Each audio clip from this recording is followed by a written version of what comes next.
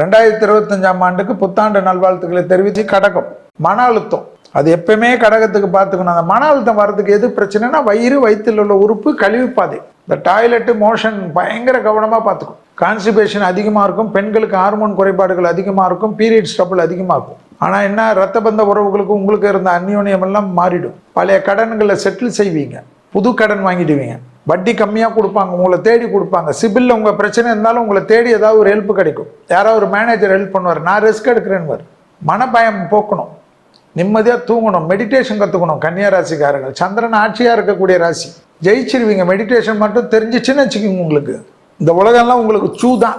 அந்தளவு அனுகூலம். பெற்றோர் பெரியோர் கடகராசிக்காரங்க தான் கண்டிப்பாக பசுமாடுக்கு வாரத்துக்கு ஒரு நாள் வேலைக்கிழமை சாப்பாடு கொடுத்துடணும். கொடுக்க வேலைக்கிழமை ஏதாவது ஒன்று பசுமாடுக்கு கொடுங்க. நான் வெளிநாட்டில் இருக்கேன், இருந்துட்டு போ. இங்கே யாரையாவது இருக்க மாட்டாங்க. உனக்கு ஒருத்தர் கூட ஃப்ரெண்ட் இல்லை, அப்புறம் என்ன பிறப்பது? ஒருத்தர் சொந்தக்காரன் இல்லை, ஒரு ஃப்ரெண்டு இல்லைன்னா வாழ்க்கை என்ன இருக்குது?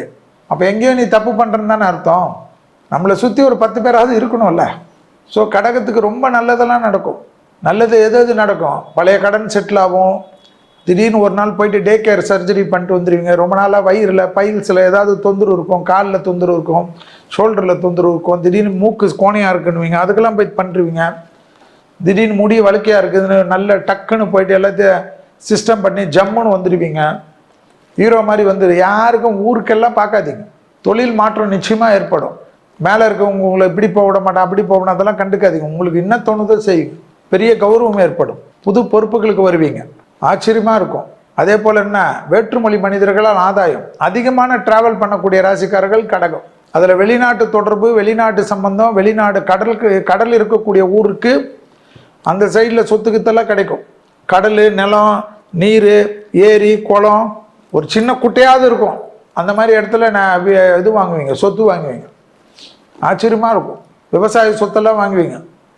பெரிய முதலீடெல்லாம் நல்லா செய்வீங்க. ஸ்டார்ட் அப் அதிலெல்லாம் நல்ல பணம் வரக்கூடிய ராசிக்காரங்க யார்? நீங்கள் தான் என் கடகம். உங்களுக்கே டவுட்டாக இருந்தால் நான் என்ன பண்ண முடியும்? காலஸ்திரி, திருப்பாம்பரம். காலஸ்திரி ரெகுலராக போகக்கூடிய கடகராசிக்காரங்களாம் இந்த வருஷம் இல்லை, எந்த வருஷமும் ஜெயத்தில் இருப்பாங்க. சும்மா போங்க, அடிக்கடிக்கு போயிட்டு பரிகார பூஜையெல்லாம் பண்ணாதீங்க. சாமியை பார்த்துட்டு ஒரு ஐ லவ் யூ சொல்லிட்டு வாங்க. வேறு லெவலுக்கு ஹெல்ப் கிடைக்கும். சும்மா சாமியை போயிட்டு அங்கே ரொம்ப ஓவராக பூஜை பண்ணி 1 மணி நேரம் சாமிக்கு முன்னாடி நின்று பின்னாடி இருக்கவங்களாம் திட்டி அந்த சாபெல்லாம் வாங்காதீங்க. 2 நிமிஷம் சாமியை பார்த்துட்டு ஓடிடு போதும். கொடிமரத்தில் நின்று உங்கள் பிரார்த்தனையை சொல்லுங்கள். கொடிமரம் தான் முக்கியம். ஓகேவா?